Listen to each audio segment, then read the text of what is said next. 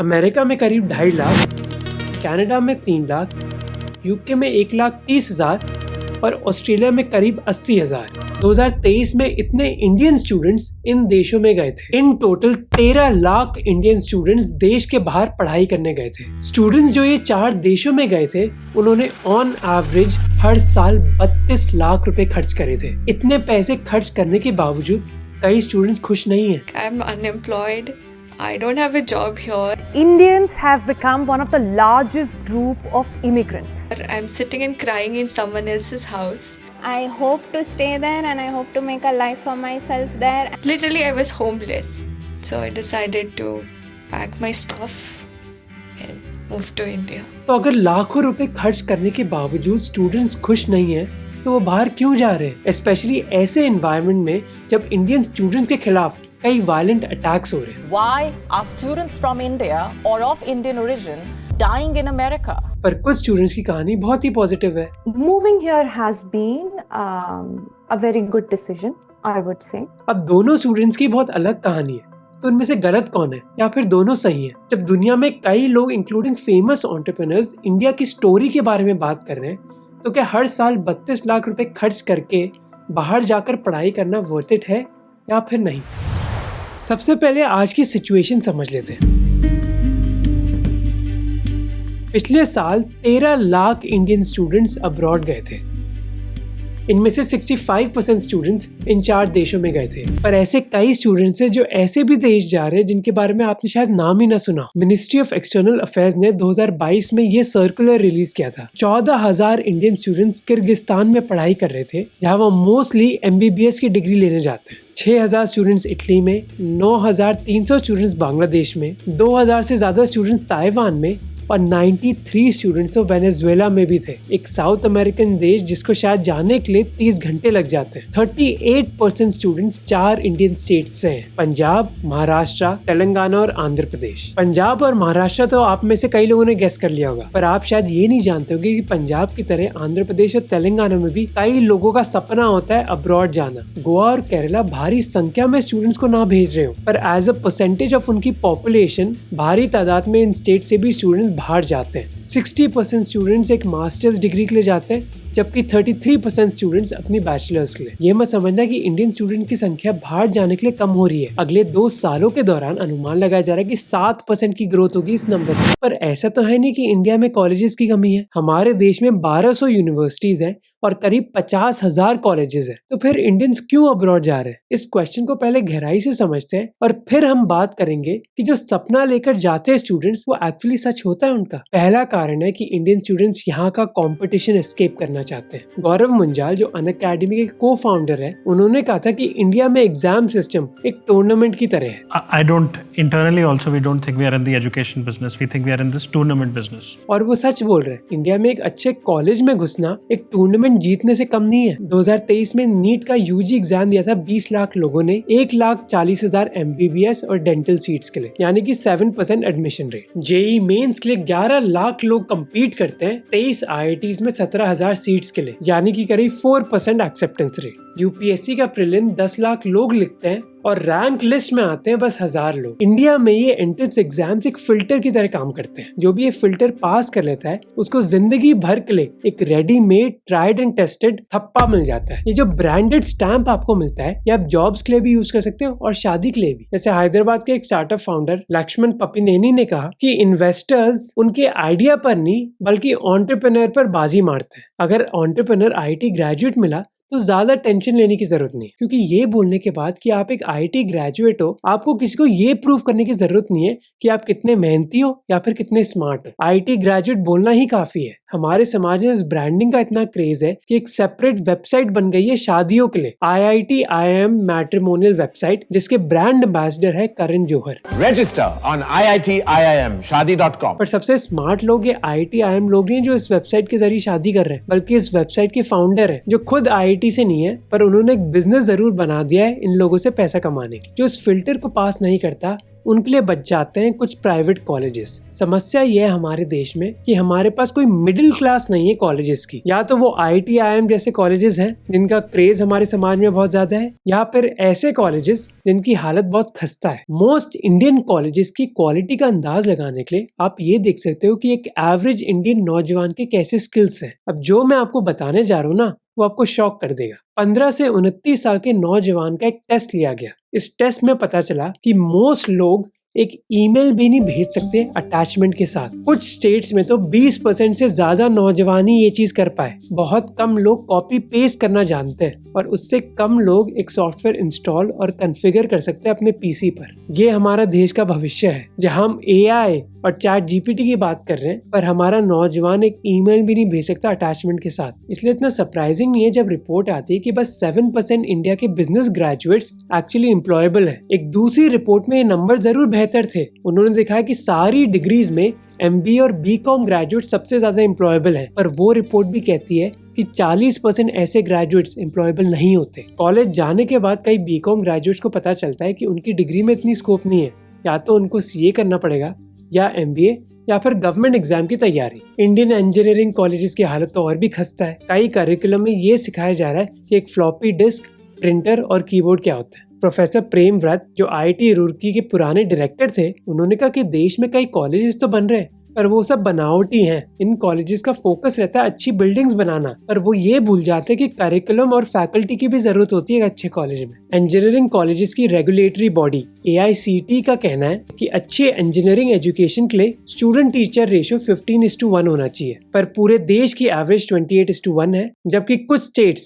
जैसे बिहार में 68:1 और झारखंड में 81:1। Farmer IIM Ahmedabad professor V Raghunathan ने कहा था कि इंडिया में कई कॉलेजेस एक्चुअली एक रियल एस्टेट रैकेट है, क्योंकि इन कॉलेजेस को कंट्रोल कर रहे हैं पॉलिटिशियंस और builders. Brij Bhushan Singh, former wrestling president, जिन पर आरोप लगाया गया कि उन्होंने कई फीमेल रेसलर्स को सेक्सुअली हरास किया, उनके खुद के 54 एजुकेशनल इंस्टीट्यूट्स हैं। ये सब इसलिए क्योंकि कॉलेज बनाने में कई रेगुलेशंस फॉलो करनी पड़ती हैं, स्पेशली जमीन लेना। और हमारे देश में सबसे आसान किसके लिए जमीन लेना? पॉलिटिशियंस। कई नॉन टेक्निकल कोर्सेज जैसे BA कोर्सेज में इंटर्नशिप भी कंपलसरी नहीं है, तो स्टूडेंट्स को कोई प्रैक्टिकल स्किल्स ही नहीं मिलते। जॉब मार्केट में क्या ही हालत होगी। तो इंडिया में मोस्ट स्टूडेंट्स के पास 2 ही ऑप्शन है, या तो आप टूर्नामेंट जीत लो या फिर आप ऐसे कॉलेज में जाने का रिस्क लो जहां आपको कुछ सिखाया नहीं जाएगा। जॉब लेनी है तो आपको अपने दम पर ही लेनी पड़ेगी, कॉलेज नहीं मदद करने वाला। इसी वजह से कई लोग बाहर जाते हैं। मास्टर्स यूनियन इसी चीज को चेंज करने की कोशिश कर रहा है। पिछले महीने में उनके 5 अंडरग्रेड स्टूडेंट से मिला,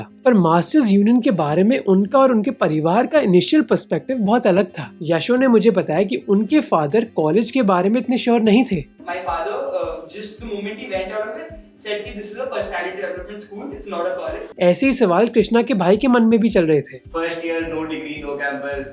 How do I convince them? Almost ये सारे स्टूडेंट बाहर जाने की ही सोच रहे थे। कृष्णा को बॉस्टन के बैप्सन कॉलेज में एडमिशन भी मिल गया था, जबकि यशो और भार्गव IIM इंदौर का IPM प्रोग्राम कंसिडर कर रहे थे। पर देश के बाहर जाना इतना आसान नहीं था फाइनेंसेस की वजह से। I got into Babson, but they didn't give me a good scholarship. And they gave me no scholarship at all. So I could not afford the finances. Masters union एक UGC सर्टिफाइड DU से degree देता है, पर इन students ने 3 और reasons की वजह से इस कॉलेज को चुना। पहला कारण था कॉलेज का पीयर ग्रुप। हम सब चाहते कि कॉलेज में हमें ऐसे स्टूडेंट्स मिले जो बहुत डिवर्स हो पर हमारी तरह एम्बिशियस हो। Once I came here, like everyone is thinking differently. दूसरी चीज जो इम्पोर्टेंट थी उनके लिए वो थी एक्सेस। जैसे रोहिल का पर्सपेक्टिव चेंज हुआ जब उन्होंने OYO के CFO का एक सेशन अटेंड किया। And they were like कि OYO का CFO है, go and sit there. And that 1 hour session actually changed my entire perspective towards this college. Krishna को एक अपॉर्चुनिटी मिली फिजिक्स वाला की टीम के साथ मुलाकात करने की। फिर यशो जैसे स्टूडेंट जो खुद का बिजनेस लॉन्च करना चाहते ग्रेजुएशन के बाद, उनको कॉलेज का प्रैक्टिकल स्किल्स पर फोकस पसंद आया। But my family has taught me that when you do business, traditional business, it's a lot of jugaad, it's a lot of practical application. So I thought this would be a better option. कई लोगों का perspective बदला, जैसे रोहिल का परिवार उनके experience से बहुत खुश था। My father told me when I went back for the Diwali vacation that he is proud of me. Krishna की फैमिली चाहे 100% कन्विंस ना हुई हो, पर वो उनकी चॉइसेस पर ट्रस्ट करते हैं। They have confidence in me कि अगर इसको पसंद आ गई ये कर लेगा। अगर आप उनकी जगह होना चाहते हो तो मास्टर्स यूनियन की UG प्रोग्राम के लिए अप्लाई करो। राउंड 2 की डेडलाइन है 23 फरवरी को, डिस्क्रिप्शन में लिंक है। ये याद रखना कि फीस अच्छी खासी है, पर सही कैंडिडेट के लिए स्कॉलरशिप अवेलेबल है। अब आते हैं अपने वीडियो पर वापस। पर हमें ये भी पता है कि हमारे देश में लोग बस एजुकेशन के पीछे नहीं भाग रहे, बल्कि वो रिटर्न्स टू एजुकेशन देख रहे हैं। बेसिकली कितना पैसा मिलेगा। मोस्ट लोग बाहर पढ़ना चाहते हैं ताकि उनको अपॉर्चुनिटी मिले ज्यादा पैसा कमाने की। वर्ल्ड बैंक की एक रिपोर्ट ने दिखाया कि जब इंडियंस अपने देश में ही माइग्रेट करते हैं काम के लिए तो उनकी इनकम में 40% बढ़ोतरी होती है, पर जब वो देश के बाहर जाते हैं तो उनकी इनकम में 120% बढ़ोतरी होती है। अब मुझे पता है कि आप में से कई लोग कॉस्ट ऑफ लिविंग के बारे में आर्गुमेंट करेंगे, तो उसको हम बाद में डिस्कस करेंगे। कई लोग ये भी कहते हैं कि हम बस इनकम के लिए बाहर नहीं जा रहे, बल्कि उधर एक बेहतर प्रोफेशनल वर्क एनवायरनमेंट भी मिल रहा है। जैसे जब मैंने एक डेंटिस्ट से बात करी तो उन्होंने कहा कि इंडिया में पेशेंट्स ओरल हाइजीन ही नहीं जानते। उनको डेली ऐसे पेशेंट्स देखने पड़ते हैं जिनके दांत डेली देखकर कई बार उनको घिन आती है। फिर जब वो अमेरिका में डेंटिस्ट्री प्रैक्टिस करती है, उनके पेशेंट्स बेसिक ओरल हाइजीन भी जानते हैं और उनको बेहतर पैसे भी मिलते हैं। अमेरिका जैसे देशों के समाज में कैपिटलिज्म इतना गहरा है कि कई कंपनीज में उसको ही रिवॉर्ड दिया जाता है जो मेहनत करता है, चाहे वो लगता अलग हो, जैसे सत्या नडेला हो गए या फिर सुंदर पिचाई। इंडिया में आपसे एक्सपेक्टेड है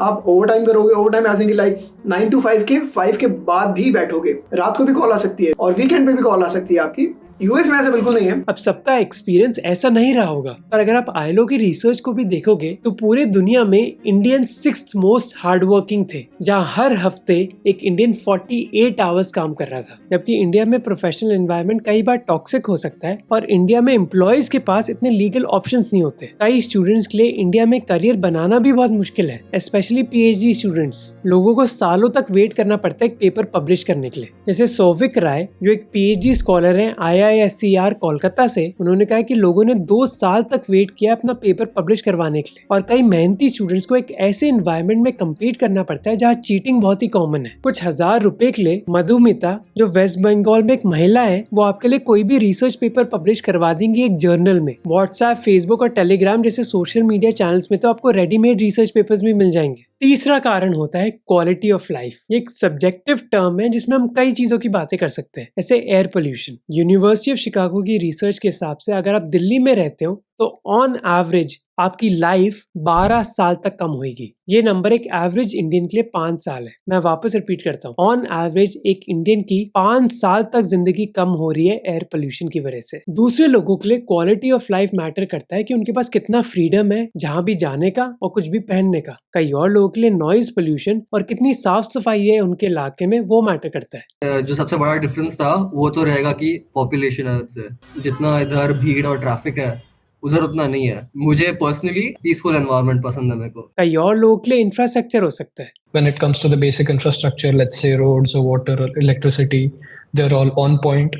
Over here in Europe, there is no such thing called power cuts that we face so often in India. Quality of life एक ऐसी चीज है जो बहुत ही सब्जेक्टिव है। कोई चीज हो सकती है जो आपको एकदम लो वैल्यू लगे पर किसी के लिए बहुत जरूरी हो। जैसे चलना, इंडिया में फुटपाथ पर चलना कई शहरों में बहुत मुश्किल है। या तो वो फुटपाथ टूटा होगा, या उधर कोई ठेला होगा, उधर कोई स्ट्रीट डॉग्स होंगे, या फिर एक गाड़ी से एक्सीडेंट भी हो सकते हैं। बाहर कई देशों में ऐसा नहीं है। तो जो लोग ऐसी चीजों को वैल्यू करते हैं वो बोलेंगे कि बाहर जाना उनके लिए वर्थ इट है। और आखिरी चीज है समाज में स्टेटस।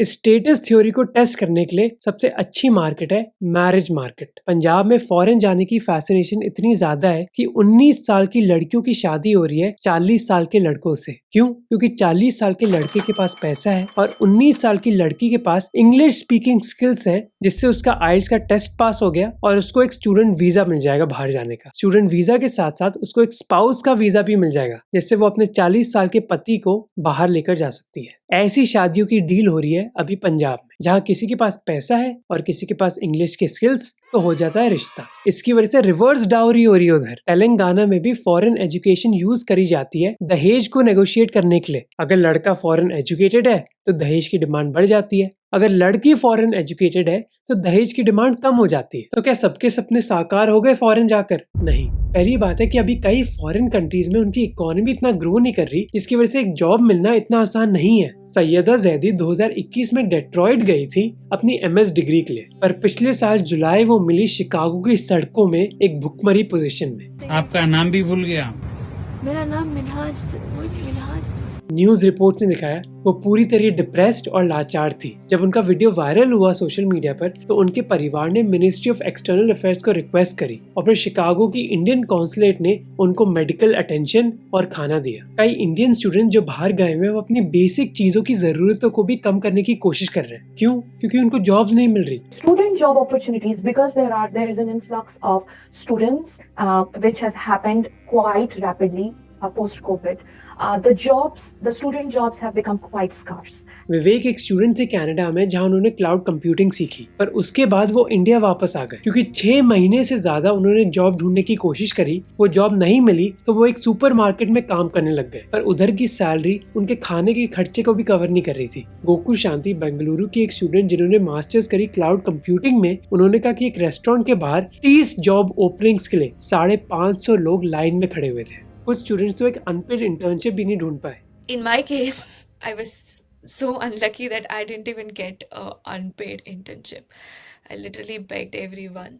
ऐसी कहानियां आपको रूरल इंडिया में भी मिल जाएंगी। जैसे चारू के हस्बैंड ऑस्ट्रेलिया गए थे 40 लाख रुपए खर्च करके, जिसमें से 14 लाख तो उन्होंने एक एजेंट को दिए थे, पर अब वो वापस आ गए हैं अपने गांव में क्योंकि उधर नौकरी नहीं मिली। ये सब हो रहा है क्योंकि कोविड के बाद एक इकोनॉमिक स्लोडाउन हुआ है इन सभी देशों में। कंपनीज का कहना है कि क्योंकि अभी ग्लोबल इकोनॉमी इतना अच्छा नहीं कर रही है, इसलिए उनके प्रोडक्ट्स और सर्विसेज की इतनी भारी डिमांड नहीं है। जब रेवेन्यू नहीं बढ़ रहा तो प्रॉफिट की बचत करने के लिए उनको अपनी कॉस्ट कम करनी पड़ेगी, और इस कॉस्ट को कम करने का एक अच्छा तरीका है लोगों को फायर करना और नए लोगों को हायर ना करना। ये कहानी बस छोटी स्टार्टअप्स की नहीं है बल्कि बड़ी कंपनीज की भी है। जैसे गूगल ने कई लोगों को फायर किया मल्टीपल टीम्स में से। यही कहानी Discord, city, Amazon, Twitch, Nike, UPS और पेपैल की है। कई स्टार्टअप्स की भी ऐसी हालत है। 2021 के दौरान फेड यानी कि जो अमेरिका का सेंट्रल बैंक है, उन्होंने इंटरेस्ट रेट्स मानो 0% के करीब रखी थी। जब 0% के करीब है इंटरेस्ट रेट, इसका मतलब है कि एक लोन लेना मानो मुफ्त है। इस वजह से मानो कंपनीज के लिए पैसा पेड़ों पर उग रहा था। जब पैसा इतना सस्ता हो जाता है तो कई कंपनीज ओवर हायर कर लेती हैं। ऐसा ही हुआ है कई फॉरेन कंपनीज के साथ।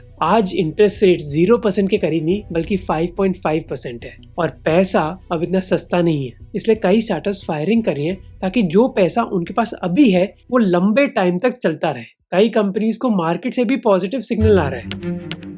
जब वो अपने एम्प्लॉयज को फायर करती हैं तो उनका स्टॉक प्राइस बढ़ जाता है। इसके अलावा अपनी कंपनी में फायरिंग करना ज्यादा आसान हो जाता है जब दूसरी कंपनी भी ये कर रही होती है। Google, Amazon, and Meta sent emails telling them they no longer have their jobs. The company says it will cut more than 180 jobs. Another round of layoffs. इसलिए बहती गंगा में हर कंपनी अपने हाथ धो रही है। इसलिए जेफरी फेफर जो एक स्टैनफोर्ड के प्रोफेसर हैं, वो इस चीज को कॉपी कैट बिहेवियर कहते हैं। अगर हर कंपनी फायर कर रही है तो मैं क्यों ना करूं। अब ये एग्जाम्पल्स मैंने आपको अमेरिकन इकोनॉमी के बारे में दिए, पर जो अमेरिका में हो रहा है वही कनाडा और यूके में भी हो रहा है। अब जहाँ वेस्टर्न देशों की इकोनॉमिक ग्रोथ रुकी हुई है, इंडिया को बुलाया जा रहा है फास्टेस्ट ग्रोइंग मेजर इकोनॉमी दुनिया की। अमेरिका जैसे देशों में ये और प्रॉब्लम है कि जॉब मार्केट ही खराब नहीं है बल्कि उधर इन्फ्लेशन भी हाई है। 60% of workers say their income has not been enough to keep up with inflation. इस वजह से ही कई इंडियन स्टूडेंट्स उधर बेसिक चीजों में भी अपना पैसा बचाने की कोशिश कर रहे हैं। अब कुछ हफ्तों से चाहे इन्फ्लेशन कम हो रही हो, पर इसका मतलब ये नहीं है कि उधर कॉस्ट ऑफ लिविंग अच्छी हो गई है। बे एरिया और न्यूयॉर्क जैसे इलाकों में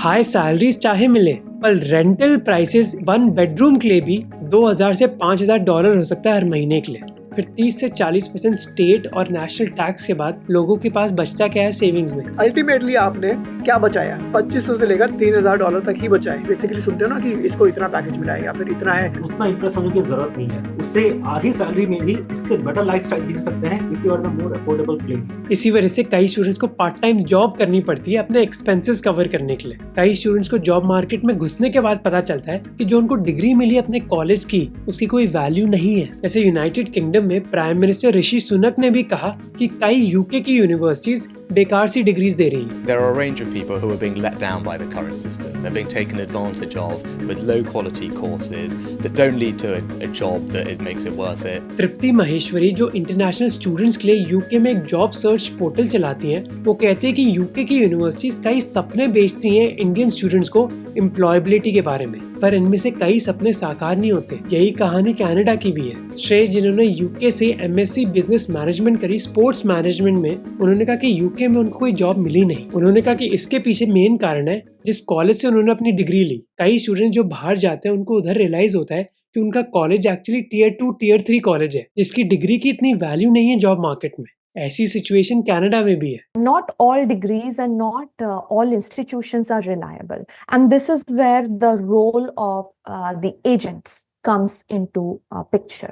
अगर जॉब मिल भी गई तो एक दूसरा स्ट्रगल स्टार्ट होता है, वीजा का स्ट्रगल। मेरे एक दोस्त ने कहा था कि कैलिफोर्निया में एक इंडियन को ढूंढने की जरूरत नहीं है। अपनी आंख बंद करो और बस सुनो कि H1B वीजा के बारे में कौन बात कर रहा है। जो उस वीजा के बारे में बात कर रहा है वो तुम्हारा इंडियन ही है। अमेरिका में स्टूडेंट्स ग्रेजुएशन के बाद 1 साल के लिए काम कर सकते हैं एक OPT वीजा पर। अगर आपकी डिग्री स्टेम में थी, यानी कि साइंस, टेक्नोलॉजी, इंजीनियरिंग और मैथ, तो 1 साल के अलावा आपको 2 साल का एक्सटेंशन भी मिल जाता है। पर ये एक्सटेंशन उन लोगों को नहीं मिलता जिनकी डिग्री स्टेम में नहीं थी। अब मोस्ट इंडियन स्टूडेंट्स एक स्टेम डिग्री जरूर करते हैं, जिसका मतलब है कि कम से कम 3 साल के लिए उनको वीजा की कोई प्रॉब्लम नहीं होती काम करने के लिए। पर उसके बाद स्टार्ट होती है H1B की लड़ाई, जो IIT JEE की लड़ाई से कम नहीं है। When I apply for jobs, and one of the question is, do you need sponsorship in the future? And you tick that box, the computer just like the AI just kicks your application out. H1B visa में fixed number है 85,000 slots, यानी कि हर साल 85,000 लोगों को visa मिलेंगे। पर applications होती है 3.5 लाख। ये एक लॉटरी सिस्टम के जरिए होता है और जिसकी लॉटरी नहीं लगी उसको अमेरिका छोड़कर वापस जाना होता है। और जहाँ एक अपॉर्चुनिटी दिखी उधर स्कैम बिजनेसेस भी स्टार्ट हो जाते हैं। तो एक स्कैम बिजनेस जो स्टार्ट हुआ है वो है कि अगर आपको H1B वीजा चाहिए तो एक कंपनी की बजाय आप 3-4 और फेक कंपनी के पास जा सकते हो जो आपके लिए H1B वीजा के लिए अप्लाई करेंगे, ताकि आपकी लॉटरी जीतने की चांसेस बढ़ जाए। एक कंपनी के वीजा से रिजेक्शन आ गया तो क्या हुआ, 4-5 और दूसरी कंपनीज है। ये तो बस एक तरीके का वीजा स्कैम है। पिछले साल पोर्टलैंड स्टेट यूनिवर्सिटी, एक ऐसी अमेरिकन यूनिवर्सिटी जिसका शायद आपने नाम भी नहीं सुना होगा, उसको पिछले साल 46 इंडियन और बांग्लादेशी स्टूडेंट से इंटरनेशनल एप्लीकेशन आई। उधर का स्टाफ भी इतना दंग रह गया कि हमारे पास इतनी एप्लीकेशंस कैसे आ रही है इंडिया और बांग्लादेश से। ये एप्लीकेशन उन स्टूडेंट से नहीं थी, ये एक स्कैम था। इंडिया में एक वीजा अपॉइंटमेंट मिलना ही इतना मुश्किल हो गया है कि कई बार आपको 1 साल तक वेट करना पड़ता है। इसलिए अब इंडिया में कंपनी स्टार्ट हो गई हैं जो फेक स्टूडेंट एप्लीकेशन सबमिट करती हैं और फिर वो एप्लीकेशन यूज करती है अमेरिकन वीजा में एक अपॉइंटमेंट के लिए। जब फेक स्टूडेंट एप्लीकेशन की बुनियाद पर इन कंपनीज को एक US एम्बेसी की वीजा अपॉइंटमेंट मिल जाती है तो वो ये अपॉइंटमेंट एक दूसरे स्टूडेंट को बेच देती हैं, एक ऐसा स्टूडेंट जो ज्यादा डेस्परेट है वीजा अपॉइंटमेंट के लिए। हाँ, इमेजिन करो कि इंडिया में कोई बैठा अभी पैसे कमा रहा है US एम्बेसी की वीजा अपॉइंटमेंट के स्लॉट्स बेचकर। ऐसी सिचुएशन ऑस्ट्रेलिया और कनाडा में भी है। H1B वीजा के बाद नेक्स्ट पड़ाव आता है ग्रीन कार्ड का, जो US में परमानेंट रेसिडेंस के इक्विवेलेंट है, पर उसके लिए वेट टाइम इंडियन सिटीजन के लिए है 100 साल से भी ज्यादा। इसलिए 4 लाख से ज्यादा इंडियंस अपने ग्रीन कार्ड आने से पहले मर जाएंगे। जिनको ऐसी तकलीफें भी नहीं होती ना, उनको सोशल एंजाइटी या फिर लोनलीनेस से गुजरना पड़ता है। अगर आप ऐसे इंसान हो जो फिट नहीं कर सकते हो तो मतलब आपको डिस्कार्ड होने लगेगा, आप आउटसाइडर की तरह फील करोगे, and because of that you will feel very lonely. ये बहुत लोगों के साथ हुआ है। People have gone through depression and they feel like they want to go back. Arun Patrick जो अक्टूबर 2020 में यूके गए थे, उन्होंने कहा कई बार वो अकेला फील करते हैं। वो कहते हैं कि यूके में रहना मानो एक बक्से के अंदर रहना है। नींद से उठो, यूनिवर्सिटी जाओ, पार्ट टाइम जॉब करो और फिर घर वापस आ जाओ। इंडिया में जिस तरह से हम में से कई लोग पले बढ़े हैं वो बहुत डिफरेंट है अमेरिका या फिर यूके के कल्चर से। इसी वजह से कई इंडियन स्टूडेंट्स बाहर बहुत होमसिक और अकेला फील करते हैं। यहाँ पे लोनलीनेस काफी होता है। यहाँ पे most of the students jobs करते हैं और उनके पास टाइम नहीं है एक दूसरे के साथ बैठ के इंटरैक्ट करने का। एक स्टडी के हिसाब से होम सिकनेस इंडियन स्टूडेंट्स में दूसरे स्टूडेंट्स के कंपैरिजन से ज्यादा देखी जाती है, क्योंकि हमारा कल्चर ही ऐसा है। एक सोशल इंटरडिपेंडेंस है हमारे परिवारों में, जो US या फिर UK के कल्चर में नहीं देखी जाती। I had a lot of friends in India. I left everyone and I went abroad.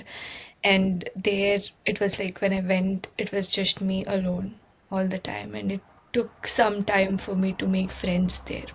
हाल ही के वायलेंट इंसिडेंट्स जो हुए हैं उसने ये भी दिखाया कि सेफ्टी भी कोई गारंटी नहीं है उन देशों में। In the fourth such case reported in 10 days, another Indian student has been attacked in the United States of America. कई अमेरिकन शहर, चाहे वो न्यूयॉर्क हो या फिर San Francisco, major drug abuse और होमलेसनेस से गुजर रहे हैं, जिसका अंजाम कई बार क्राइम होता है। सैयद मजहर अली जो इंडियाना की एक यूनिवर्सिटी में स्टूडेंट थे, उनको शिकागो में बहुत बेरहमी से पीटा गया। वरुण राजपूछा जो एक और स्टूडेंट थे, उनको जिम में एक अमेरिकन आदमी ने सीधा मार दिया क्योंकि उस अमेरिकन आदमी को खतरा महसूस हुआ। वरुण ने कुछ किया नहीं, पर उस आदमी को कुछ खतरा महसूस हुआ। इसलिए कई इंडियन स्टूडेंट्स वापस आना चाहते हैं और आ रहे हैं। उनको रियलाइज हुआ है कि दूसरे देशों में जिंदगी चाहे घर के बाहर ज्यादा आसान हो, पर घर के अंदर की जिंदगी इंडिया में बेहतर है। और कई लोगों के पास लग्जरीज हैं, हाउस होल्ड हेल्प या फिर ड्राइवर की, पर ये चीज भी हमें रियलाइज करनी होगी कि ये कहानी हर इंडियन की नहीं है। ये कहानी है मोस्टली इंडिया वन की। ऐसे लोग जो बहुत प्रिविलेज्ड हैं और जिनके पास ऐसी रिसोर्सेज की एक्सेस है।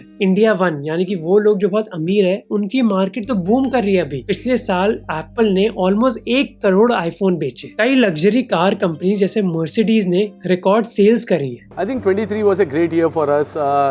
Another best ever year in our history. We did 17,400 plus cars, 10% growth. इसी वजह से कई अमेरिकन कंपनीज अब चाइना की बजाय इंडिया आना चाहती हैं। कई इंडियंस बहुत ऑप्टिमिस्टिक है अपने फ्यूचर के बारे में, और ये ऑप्टिमिज्म एक ड्रग की तरह होता है। अगर आपके पास सभी लोग पॉजिटिव और ऑप्टिमिस्टिक होते हैं तो वो चीज आपको भी एक अच्छी एनर्जी देती है, और ये ऑप्टिमिज्म अभी कई अमेरिकन और यूरोपियन शहरों में मिसिंग है। पर ये चीज सबके लिए अप्लाई नहीं कर सकती। कई स्टूडेंट जिनका टॉप कॉलेजेस में एडमिशन हुए बाहर और जिसके बाद उनको बहुत अच्छे पैकेजेस मिले, वो उधर खुश हैं। कई स्टूडेंट्स ने ये भी आशा लगा रखी है कि अभी ग्लोबल इकोनॉमी अच्छी नहीं चल रही है, पर कुछ टाइम बाद वो चेंज हो जाएगा। हर व्यक्ति की खुद की एक हैप्पीनेस इक्वेशन होती है। इस इक्वेशन में कई डिफरेंट वेरिएबल्स होते हैं। कौन से वेरिएबल्स हैं और हर वेरिएबल की कितनी इंपॉर्टेंस है, वो हर व्यक्ति के लिए अलग होती है। वो गलती जो हम करते हैं वह है कि हम मानते हैं कि जो मेरी हैप्पीनेस इक्वेशन है वही सबकी हैप्पीनेस इक्वेशन होनी चाहिए। अगर मैं जॉब में खुश हूँ तो सबको जॉब करनी चाहिए। अगर मैं शादी में खुश हूँ तो सबको शादी करनी चाहिए। अगर मैं इंडिया में खुश हूँ तो सबको इंडिया में रहना चाहिए। पर ऐसा है नहीं, सबकी इक्वेशन अलग है, सबके वेरिएबल्स अलग है। इसी वजह से अच्छा रहेगा हम ये रियलाइज करेंगे कि सबके डिसीजंस भी अलग हो सकते हैं।